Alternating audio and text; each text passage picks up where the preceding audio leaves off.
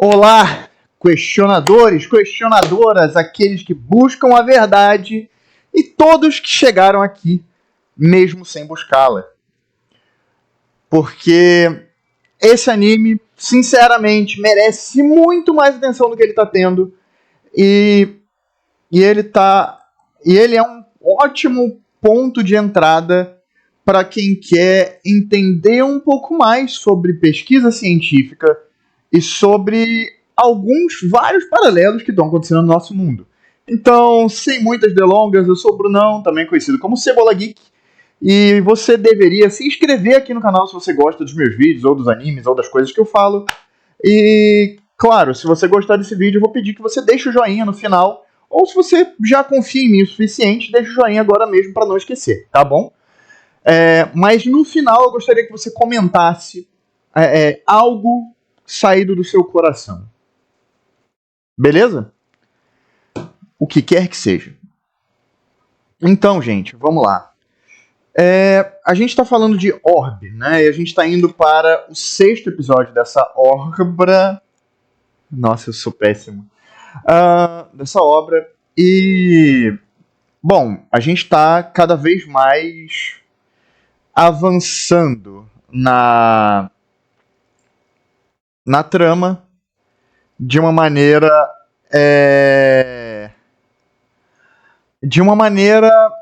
como se diz, impactante, não sei, calma. Bom, vamos lá.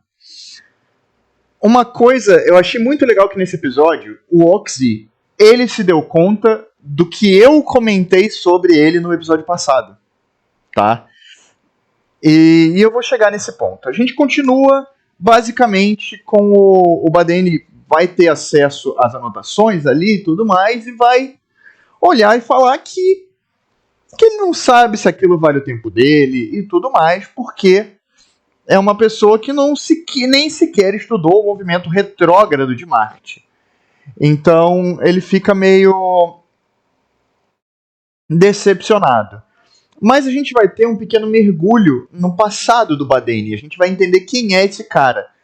E ele tem um ponto bem diferente do próprio Gra e do Oxy, obviamente, dos hereges e do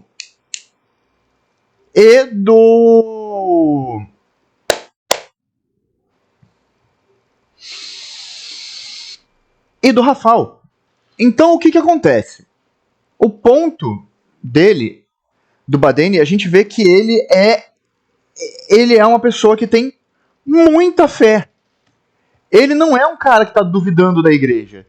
Ele não é um cara que está duvidando da fé. O que ele acredita na realidade, e isso daí, para você que é crente, que é da religião e o caramba 4, isso serve maravilhosamente para você também.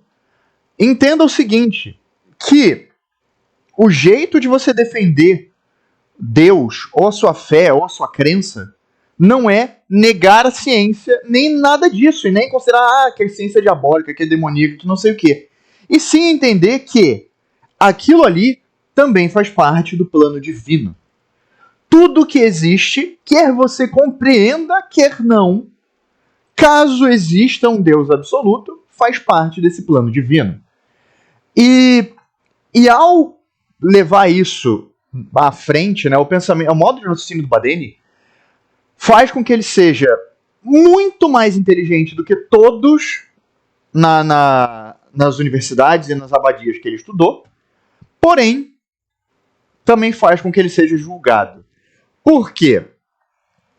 Existe uma coisa chamada, no campo de política principalmente, você vai ter o conservadorismo e o progressismo, né?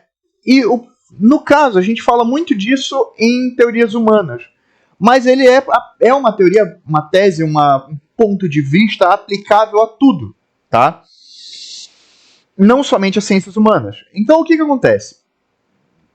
O progressismo busca, como o nome indica, o progresso das ideias em todos os campos. Enquanto o conservadorismo busca a manutenção do status quo, ele busca que o que há naquele momento seja mantido.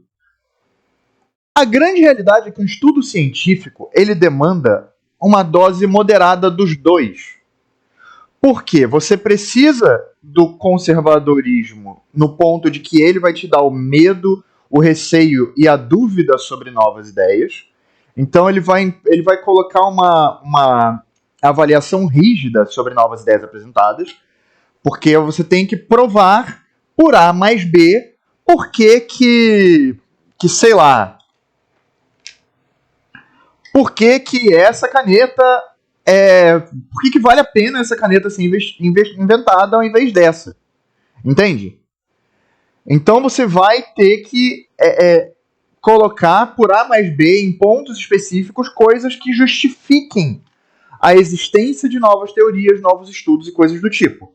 Enquanto você precisa da lente do progressismo para evitar o conformismo. Por quê? O que acontece no conservadorismo? A ideia conservadora eu tenho essa caneta, eu não preciso inventar uma nova. Eu não preciso sair. Isso daqui já serve, já escreve, não sei o quê. Só que se essa ideia aqui tivesse se mantido, a gente não teria, por exemplo, hoje o computador. A gente não teria tido, em algum momento, a máquina de escrever. A gente nem teria caneta, a gente estaria escrevendo com carvão ainda. Então, é por isso que o progresso e o progressismo e o conservadorismo eles têm que andar juntos num equilíbrio extremamente delicado. Quando o conservadorismo fica exacerbado, ele quebra o progresso. Quando o progresso fica exacerbado, ele gera o caos. Então você tem um equilíbrio muito delicado. E o Badeni, ele é um cara que ele talvez tenha sido o personagem mais próximo desse equilíbrio até agora. E ele está tão disposto, porque o que acontece? A dúvida que gerou e que fez ele parar nesse lugar é a dúvida sobre o movimento retrógrado dos planetas. Só que esse movimento retrógrado, ele efetivamente é inexistente. Não é que ele seja um movimento retrógrado, é que se você colocasse a Terra como fundo do universo ou como uma orbe parada no centro dele e que não se move, nem em rotação, nem em translação, se essa ideia fosse real, não faria sentido que alguns planetas começassem a se mover por algum tempo em outro sentido. Porém, quando você pode observar, quando você pensa e coloca sobre uma ótica de que a Terra não é o centro do universo e de que ela também está circulando, e colocando a Terra em movimento, você percebe que na verdade não é que o outro planeta esteja se movendo para trás, e sim que a Terra seguiu se movendo para frente mais rápido que aquele planeta e que ele ficou para trás. Não é como se ele tivesse parado, de repente ele andou para cá e depois continuou. Não, é que esse planeta aqui passou dele, então, é claro, vai parecer que ele está indo para trás. Então, e essa teoria, ela é uma teoria baseada na lógica. Só que, até ele chegar nessa base, foi basicamente necessário que ele visse a Arca do Rafal agora. Mas a teoria do movimento retrógrado foi o que fez o Badeni ser expulso da igreja. Não da igreja, mas expulso do alto escalão de estudiosos em que ele vivia. Ele também era julgado, e não somente julgado, como punido, devido a isso, a cicatrizes, machucados e tudo que ele tem pelo corpo, e o olho, numa das cenas mais brutais dessa série até agora, se bem que a gente teve tantas cenas de tortura bizarras, que não são exatamente mostradas, mas que fica subentendido, né? Fica na nossa mente, só de ver o instrumento, ver a pessoa e ver o resultado, ou ver parcialmente o resultado, a gente já fica de estômago embrulhado, né? E essa cena, assim, para quem tem problema com o olho, vai doer. Essa cena vai doer, tá? Mas, basicamente, o Badeni, ele acredita que aquilo ali, que aquele movimento retrógrado dos planetas, na verdade, é algo que Deus lançou à humanidade como um mistério que merece ser resolvido para que a gente compreenda a realidade e o presente divino que é o universo. E é interessante porque o Badeni, ele entende e ele meio que aceita parcialmente as regras da igreja. Então ele aceita as punições de bom grado e ele aceita o sofrimento desde que isso permita-o continuar estudando.